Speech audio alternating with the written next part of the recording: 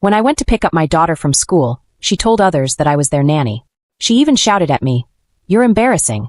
Don't come to school looking like that." I was furious. When I got home, I immediately complained to Nathan, but instead of supporting me, he snapped, "Well, if both of you think I'm such an embarrassment, I'll just spend all my time and money on beauty treatments and new clothes. Let's see how that goes. And as for being the free nanny, whoever wants the job can have it." The very next day, I stopped doing everything. Carter's clothes weren't washed, his homework wasn't done, and he was late to school. My little prince went from being the class favorite to looking like a scruffy kid from the wrong side of town. Nathan stormed at me. "You're just making excuses to go to work and not even taking care of our son. Vivian, how can you be so selfish?" I calmly replied, "Oh, really?" Both Nathan and Carter were about to lose it. When we got home from school, I sat on the couch with a cold expression. I didn't cook dinner, didn't clean, didn't wash a single piece of clothing. Carter, as usual, didn't think he had done anything wrong. He expected everything to continue like normal. "Mom, I'm hungry. Hurry up and make dinner," he demanded. I shot him a look and said, "Don't call me Mom. I'm not your mom."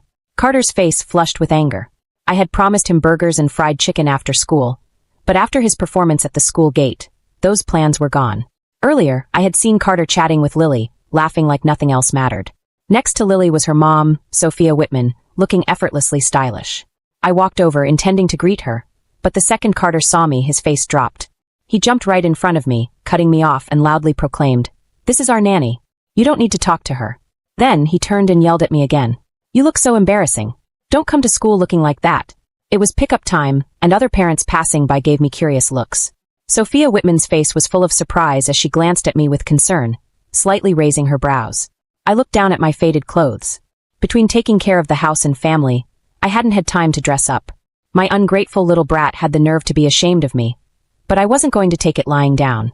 I slapped some sense into him, hard. Carter's face turned beet red. I mumbled an apology to Sophia and walked away without looking back.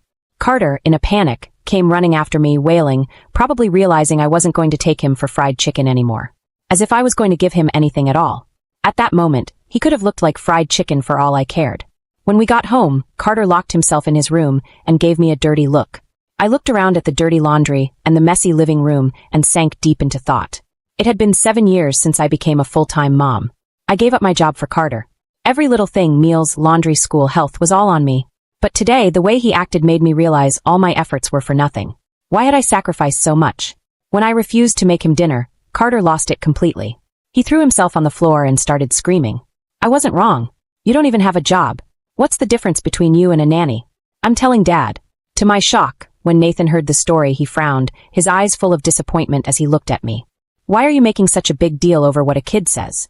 You promised him fried chicken today." No wonder Carter's upset. "Nathan, are you serious?" I couldn't believe it. "Your son has serious issues, and when I try to teach him a lesson, somehow it's my fault?"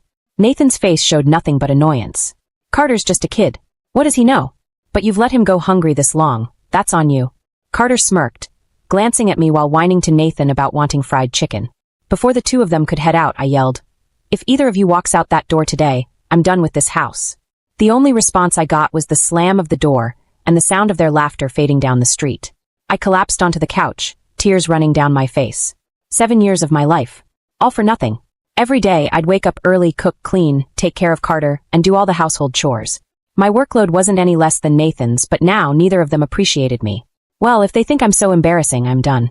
I'll spend my time and money on self-care and clothes. Let's see who misses me then. After making up my mind, I tossed Nathan's stuff into the guest room. There was no way I was sleeping next to that man for another minute. I called up Bianca and we made dinner plans. Nathan took Carter out for fried chicken, so I wasn't going to hold back either. After dinner, Bianca and I hit River Crest Shopping Mall. I had years of missed self-care to make up for. Newest skincare set? Bought. Trendy clothes and bags? Yes, please. Gym membership and spa package? Got them both. Bianca watched me spend money like water, her eyes wide in disbelief. "Vivian, aren't you worried Nathan's going to lose it?" I admired my purchases with satisfaction. "Who cares? I'm spending my own savings. He has no say in it." I posted a picture of my shopping haul on Instagram to celebrate this new chapter of my life. But then, I saw that Nathan had already posted something first. He tagged me too with a snarky caption. "Took Carter out for fried chicken. He says I'm his favorite." In the picture, they were smiling, faces pressed together in front of a table full of junk food. Typical. I rolled my eyes. Every time I tried to discipline Carter, Nathan played the good guy. So despite me spending every day taking care of Carter, it was Nathan whom Carter adored. I gave the post a sarcastic like, and went to grab drinks with Bianca. We spent the evening mingling with some charming guys who kept calling us ladies, in that flirtatious tone that made me feel young again. Dancing in the club released all the stress I had built up during the day. Carter might still be young and need guidance, but as his mom, I couldn't just abandon him. I'd have to rethink how I raised him. When I got home at 11 p.m., I was ready to make some changes in our dynamic. But instead of being in bed, the house was still brightly lit. Carter was up, playing with his toys in the living room, way past his bedtime. I always made sure he was asleep by 8 p.m. for school the next day. But here it was 11 p.m., and he was acting like it was the middle of the day. Furious, I roared, "Carter Summers, do you have any idea what time it is? You've got school tomorrow." Normally, Carter would have jumped into bed the moment I raised my voice. But tonight, he actually had the nerve to shout back. "You're the one who doesn't keep your promises. Why do I have to listen to you? You just sit around at home all day, living off Dad's money. You're pathetic." Nathan's face twisted with anger. I knew exactly what to say to hit him where it hurt. As his wife, I knew him better than anyone. He'd always been envious of Bianca's success, trying to cozy up to her crowd, but they didn't want anything to do with him. "You're insane." Nathan spat. "Sleep it off, you're clearly out of your mind." He stormed out of the room. I laughed to myself. He probably thought his silent treatment would terrify me. Little did he know I was relishing the freedom of being alone. The next morning I was woken by Carter's cries. When I checked the clock, it was already 8 a.m. Well, someone's late. I stretched luxuriously in bed, savoring the fact that I didn't have to rush out of bed to make breakfast for anyone. Carter had tripped over his toys and split his forehead open. He lay on the floor, clutching his head, wailing, expecting someone to come to his rescue. Nathan came stumbling out of the master bedroom, looking disheveled and clearly panicked by the scene. Carter ran into his arms, bawling, "Dad, I'm late. I'm going to lose points for being late." Nathan was just as unprepared, having clearly just woken up himself. He never thought I'd actually stop taking care of Carter. Seeing me standing there watching the scene, Nathan snapped. "Why are you just standing there? Go grab a Band-Aid. Can't you see Carter's hurt?" I yawned and glanced at them. "Oh, he's got a scar now. Too bad. Guess it's gonna leave a mark." Carter was always so conscious of his appearance, and now with a gash on his forehead, he was crying like the world had ended. Nathan saw I wasn't going to help, so he started looking for the Band-Aids himself. After practically tearing the house apart, he still couldn't find one. Frustrated and red-faced, he shouted, "Where the hell are the Band-Aids? You hid them, didn't you?" I rolled my eyes. "If they're right in front of you and you can't see them, that's on you. Don't go blaming me because you're blind."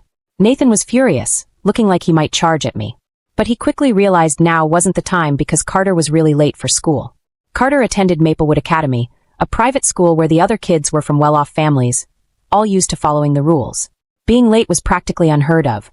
To make matters worse, Lily Whitman, the girl Carter liked, was the class's discipline monitor. If he was late, she'd surely look down on him. Nathan hurriedly dressed Carter, who stood there looking helpless. "Where are my clothes?" Nathan asked. I barely glanced at him. Before, I'd always have freshly washed and ironed clothes neatly laid out on the sofa for him. But now, remembering all those times I tried to be the perfect wife, made me want to slap myself. "They're on my face," I said sarcastically as I turned on the TV and started my morning yoga. Nathan shot me a death glare, grabbed some mismatched clothes from wherever he could find them, and with his hair a mess, dragged Carter out the door. Neither of them had eaten breakfast, and Carter's complaints about being hungry echoed down the hall as they left. Meanwhile, I leisurely ordered myself a deluxe breakfast delivery, completed my yoga session, and enjoyed my meal at a slow pace. Just as I finished, my phone started ringing. It was Ms. Valerie Harper, Carter's teacher. I let the phone ring, then hung up. Carter wasn't my problem anymore. Why should I care about his school issues? Ms. Harper was persistent, though. After several missed calls, she sent a text. "Mrs. Summers, what is going on at your house today?" Carter not only arrived late, but he didn't wear his uniform. He looked filthy, like he hadn't washed his face. And what's more, he didn't even do his homework. "Is this how you raise your child? You need to come to school immediately." I was tempted to ignore her, but knowing she wouldn't let it go, I replied, "I'm divorced from his dad. Carter isn't my responsibility anymore, so let's just delete each other's contacts. Goodbye and good luck." I immediately blocked Ms. Harper's number. The peace and quiet that followed was bliss. My phone was finally mine again. Before heading out, I went to the bathroom and saw Carter's uniform soaking in the washer, completely ruined.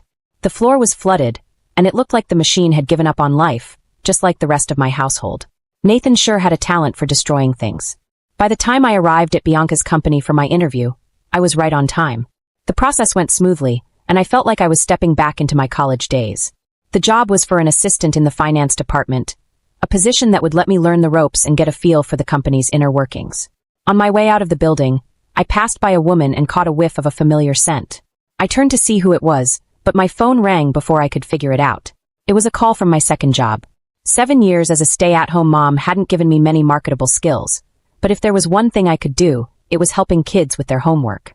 Rather than waste my energy on an ungrateful brat like Carter, I'd much rather teach kids who actually listen and get paid for it. At this point, every penny I earned was tied directly to my sense of dignity. Because let's be real, if you're not financially independent as a woman, no matter how much you sacrifice, they'll still label you as lazy. I arrived at the client's house and couldn't believe my eyes. My tutoring student was none other than Lily Whitman, Carter's crush. Lily was a sweet, polite girl. She listened carefully and never got frustrated while working through problems.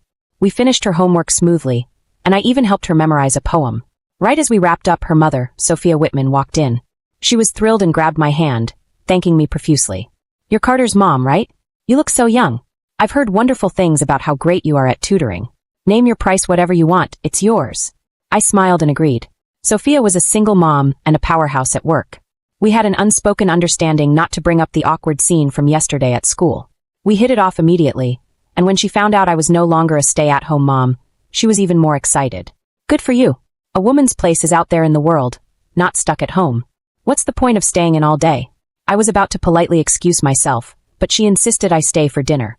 I couldn't refuse, and we ended up having a lively conversation about everything from career building to parenting and how to balance both. By the time I got home, it was already dark. I walked in, still in a great mood, but the atmosphere in the house was thick with tension. Nathan was sitting on the couch, scowling, while Carter sat nearby, glaring at me with his arms crossed. The place was a disaster. Dirty socks thrown everywhere, and the floor was sticky and gross. I didn't even acknowledge them as I kicked off my shoes and headed toward my bedroom. Nathan was the first to break the silence. "Do you even know Carter was late today? And he didn't do his homework, so he had to stand in the hallway all class. The teacher called me at work to complain, and now I have to explain all this. What do you have to say for yourself?" Carter piped up, full of self-pity. "It's all your fault. Lily said I looked filthy and didn't want to talk to me." I laughed. "So, if your teacher is mad, that's between you and her. What does that have to do with me?" Nathan's face turned beet red, his veins bulging with anger. But he still tried to hold back his fury. "Vivian, how long are you going to keep this up? You really think we can't manage without you? You're not as irreplaceable as you seem to think." By now, I could tell that no matter how bad things got, they thought I was just throwing a tantrum. Little did they know I'd already checked out. Carter, emboldened by Nathan's support, got even more cocky. "You're just a bad woman. You can't beat me. You live off my dad's money, so you have to do whatever we say." And Nathan, being the fool he was, didn't even see anything wrong with what his son had just said. I was done. "Well, I found a job. I start next week. Whatever happens from now on, don't come to me for help." Nathan's eyes widened in disbelief. "You're going to work and leave your own son to fend for himself? Vivian, how can you be so selfish?" I simply responded, 6. "What? What's that supposed to mean?" he stammered, caught off guard. Mimicking his dismissive tone, I said, "If that's how you want to see it, there's nothing I can do about it." Nathan was stunned into silence. I continued, "You've been raising hell and driving away all the good things in your life. If you're tired of this marriage, just file for a divorce." With that, I walked into my bedroom, not giving a second thought to the shock on their faces. I thought the divorce was inevitable at this point. But then, to my surprise, Nathan brought his mother, Margaret Summers, into the mix. Margaret had spent her entire life being pampered by her late husband. After he passed, she quickly found another man to take care of her, never lifting a finger to care for herself. She certainly wasn't the type to help out around the house. Right around lunchtime, she knocked on my door. "Vivian, what are we eating for lunch?" She looked at me eagerly, clearly expecting me to cook for her. I barely looked up from my work. "I'm not hungry. You don't need to make anything for me." Margaret stood there, dumbfounded for a minute, then pouted like a child. "But I'm hungry. It's lunchtime already. You're not going to cook." She batted her lashes, tears welling up as if she were on the verge of crying. It was clear to me why men fell for her act. She was the ultimate damsel in distress. Too bad I wasn't an old man ready to fall for her games. If anything, it just made me want to puke. Without another glance, I continued with my work. Margaret, realizing she wasn't going to get what she wanted, huffed and left the room. I could tell she was heading off to tattle. Sure enough, not even 5 minutes later, Nathan barged in, shouting at the top of his lungs. "Vivian, I've put up with your nonsense for long enough. I get it if you're mad at me and Carter, But what did my mom ever do to deserve this? You're treating her like dirt. Carter, of course, couldn't miss the chance to pile on. I don't want you as my mom anymore. I want Rachel Sinclair to be my new mom. Nathan's face went from furious to panicked, and he quickly tried to cover Carter's mouth. But it was too late. I had heard everything. Rachel Sinclair, huh? So, Nathan had the nerve to cheat on me. Honestly, I couldn't care less. It felt like the trash was finally being taken out. Feigning ignorance, I gave them a mocking smile. Fine by me. Let's divorce today. You can all get out tomorrow. Nathan's face turned red with embarrassment, and even Margaret looked uneasy. The house was mine, and no matter how things went down, I was the one staying, while they'd be the ones kicked out. Nathan, clearly shaken, snapped, "You'll regret this. When I become rich, you'll come begging me, and I won't take you back." I stared at him, amazed at his delusional thinking. "You? Rich?" I laughed, kicking him lightly. "You've got to be kidding. You wouldn't know what to do with money if it fell into your lap." Ignoring Margaret and Carter's tearful protests, I walked out the door. I had better things to do than argue with fools. I headed straight to Sophia Whitman's house. It was the weekend, and she had booked an afternoon tutoring session for Lily. Spending time with well-behaved kids like Lily was a breeze. The hours flew by. At around 4, there was an online class test, and Sophia insisted I stay for dinner afterward. I couldn't say no, especially since I wanted to see how well Lily did. As expected, Lily's scores came in at the top of the class. Meanwhile, Carter, with no one to help him, had slipped to the bottom. I remembered when Lily's grades hovered around the top 10, so seeing her reach the top spot was a pleasant surprise. Sophia, overjoyed, raised my hourly rate and sent me home with endless gratitude. When I returned to the house, it was empty. Nathan and Margaret were nowhere to be found. The only one left was Carter, sitting on the couch with red-rimmed eyes. I had zero interest in asking what was wrong. I walked right past him toward my room. But Carter's voice stopped me in my tracks, trembling with emotion. "Mom, you don't love me anymore, do you?" His voice shook, but all I could think was how ridiculous he sounded. Where was all this emotion when he was tearing me down? Now suddenly he cared about being loved? But I decided to play along, just to see where this was going. "What's the problem?" At the sound of my response, Carter broke down, crying genuine tears. For a moment, I felt a twinge of guilt in my heart. After all, I had raised him for 7 years. "Lily said you're her tutor. You love her now, don't you?" "You don't love me anymore." I didn't hesitate. "Well, Lily's well-behaved. Who wouldn't love a child like that?" Hearing my honest admission, Carter's face twisted in anger. "No. Even if you divorce Dad, you can only love me. How dare you love anyone else?" His voice was hysterical, and his expression was filled with rage. At that moment, whatever maternal instinct I had left vanished. Selfish people never look at their own faults. They only try to control others. I scoffed. "The more you act like this, the less I'll like you. Cry all you want." Carter's sobs grew louder, and in his fury he grabbed a pillow and threw it at me. I tossed it right back, knocking him down. Did he think just because I was his mom, I wouldn't hit back? Carter leaped at me in a fit of rage. That's when Nathan and Margaret walked in, only to find me pinning Carter down on the couch, giving him the spanking of his life. Margaret shrieked but was too scared to step in. Nathan, on the other hand, looked like he wanted to scold me but froze when I shot him a cold glare. I glanced at the bags. They were carrying new clothes, of course. 3 people who couldn't figure out how to use a washing machine would obviously need to buy replacements. My gaze lingered on a bag that had women's lingerie in it. Carter, seeing his dad as a savior, ran toward Nathan, sobbing. "Mom's tutoring Lily, and now she doesn't care about me anymore." Nathan's face was grim, clearly having heard from Ms. Harper again. "Vivian, how could you ignore your own son to tutor someone else's kid? What kind of mother are you?" I raised an eyebrow, amused by Nathan's audacity. "He's the one who said he didn't want my help. Did you already forget?" Carter froze, then began crying again, realizing his mistake. Nathan didn't dare say anything else. I glanced at the lingerie bag again, and Nathan quickly tried to hide it behind his back, guilt written all over his face. Though I hadn't figured out who Nathan's mistress was, bringing home lingerie was all the proof I needed that the day of reckoning wasn't far off. "You can't just dash. Can I?" I cut him off. "You've lived like this for 7 years. If you can, why can't I?" Nathan had no response. I smiled. Life must be so easy for men like Nathan. He worked a basic job, brought home a paycheck, and didn't have to worry about anything else. Meanwhile, I was juggling all the responsibilities of the household. Feeling smug, I hummed a little tune and walked back to my room, ignoring Margaret's accusatory glares. Nathan's workload was about to increase tenfold, and Margaret? She'd soon find out what it's like to actually take care of Carter. The luxury life she's been living? That's about to take a hard turn. The next day, I started my new job at Bianca's company. She assigned me to report to the head of finance, Rachel Sinclair. Oh, the irony. It didn't take long for me to recognize that familiar scent from before.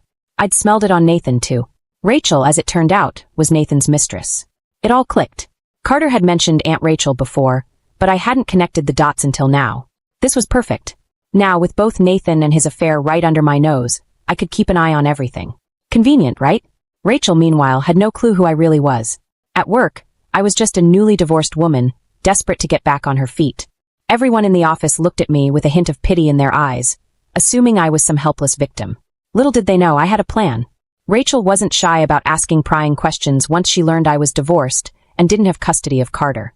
It didn't take her long to start probing. So, how often do you see your son? Do you think your ex-husband will ever have another kid? She would even drop hints like, are you planning to fight for custody?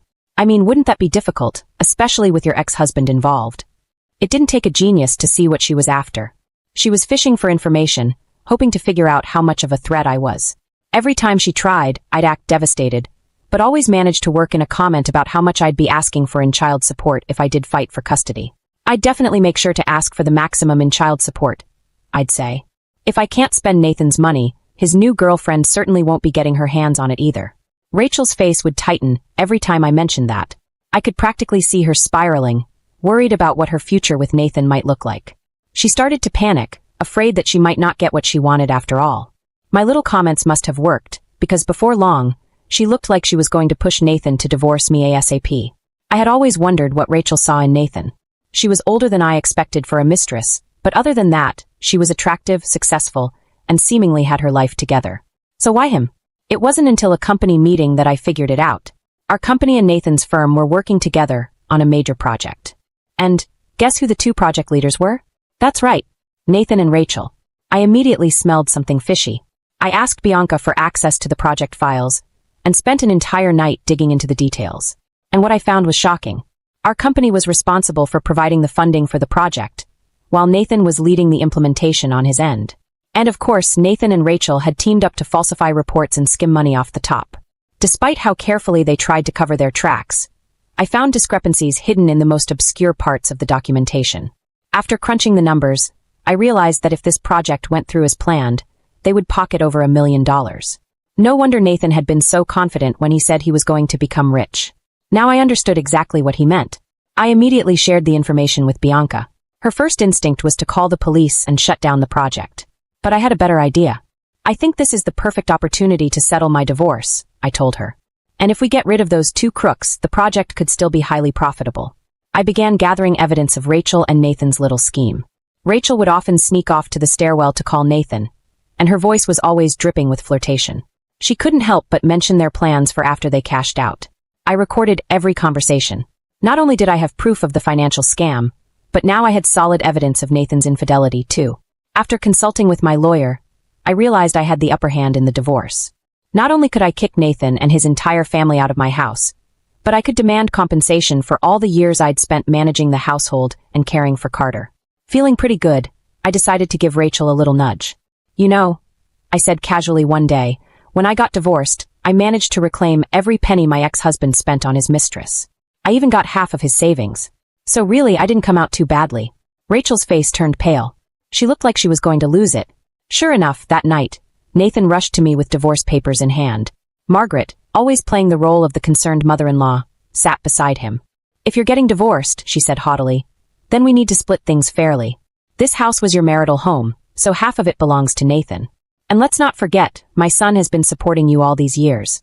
You owe him for every penny.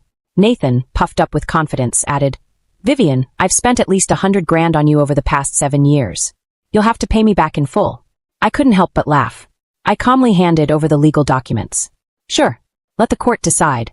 As Nathan and Margaret read through the lawyer's documents, their faces fell. It became very clear to them that they were in way over their heads. I hadn't spent a single cent of Nathan's money. Everything he claimed to have spent on me had actually gone toward Carter, his private school tuition, extracurriculars, expensive clothes, and everything else that came with being a privileged kid. And now, Nathan would have to pay me compensation for all the years I had served as both a nanny and housekeeper working 24/7 with no pay. As for the house, I had no intention of asking for rent, but if they thought they could take half of it from me, they were delusional. Watching the two of them squirm was deeply satisfying. If you want to prepare anything else, feel free, I told them. You can hire a lawyer if you'd like, But this case is pretty straightforward. I've got all the receipts. Nathan's face turned a deep shade of red. He had thought he was fully prepared for the divorce, but he hadn't counted on me being so thorough. And with Rachel breathing down his neck, he was feeling the pressure. If he didn't settle this divorce quickly, he risked losing that $1 million payout. With no other options left, Nathan reluctantly agreed to my terms. After all, compared to what he stood to gain, $100,000 seemed like nothing. The next day we finalized the divorce. Luckily, there was no waiting period in our state, so we didn't have to drag it out for another month. Nathan managed to scrape together the money he owed me, though I had no idea where he got it from, and paid me off. At work, Rachel was a mess. One minute she was smiling like an idiot, the next she looked like she was about to cry. It didn't take long to figure out why. She had been the one to foot the bill for Nathan's divorce. It was almost admirable, really. She had been willing to pay for the privilege of becoming Nathan's new wife. The lengths some people would go to. In the office, she started dropping hints about buying a new house and asking for advice from colleagues. When someone joked, "Rachel, are you getting married?" she blushed and didn't deny it. Nathan asked for a couple of days to move out. He took Carter and Margaret with him, which was just fine by me. That evening, when I got home, I wasn't surprised to find Rachel waiting for me. She had spent all that money to win Nathan, of course. She'd want to rub it in. But when she saw me walk through the door, her eyes nearly popped out of her head. "Vivian, what are you doing here? You're divorced, aren't you?" I calmly hung my bag by the door. Yes, we finalized the divorce yesterday. By now, most of Nathan's and Carter's things had been packed up. Carter came running toward me, tears streaming down his face. "Mom, please don't make me leave. I promise I'll be good from now on." Rachel recognized Carter immediately. It hit her then who I was, who Carter was, and her face twisted in fury. "You knew about me and Nathan this whole time? You let me fall into your trap, didn't you?" I smiled, unbothered. "Of course. I've been playing you this whole time." At this point, there was no point in hiding the truth. Nathan walked in just in time to see the confrontation. Without thinking, he immediately sided with Rachel. "Vivian, what did you say to her? We're divorced. You can't keep causing problems. All you're doing is making me hate you more." Rachel perked up at his words, feeling confident now that Nathan was defending her. She shot me a smug, victorious look. I sighed, gently pushing Carter away from me. "Go to your mommy now, Carter. Isn't this what you wanted?" Carter collapsed into tears, clinging to me as Rachel awkwardly tried to comfort him. But Carter was inconsolable, and he turned his frustration on her just like he had once done to me. Rachel wasn't prepared for that level of chatos.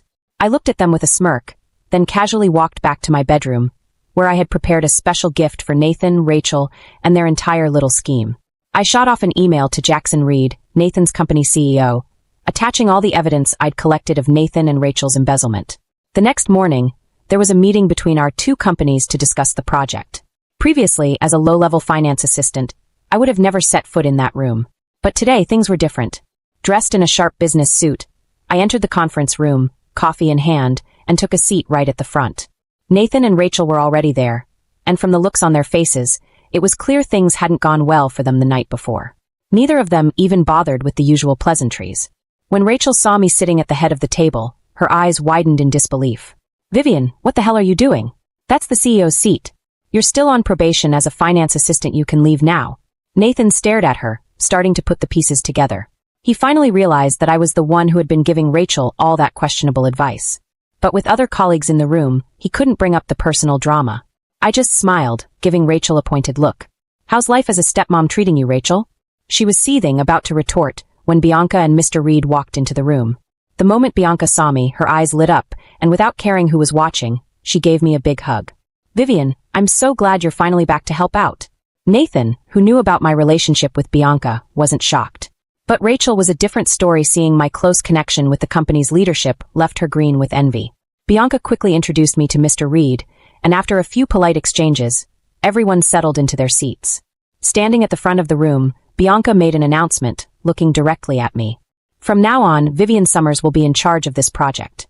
She's one of the major shareholders in our company, and she's more than capable of handling this." There were a few murmurs of surprise.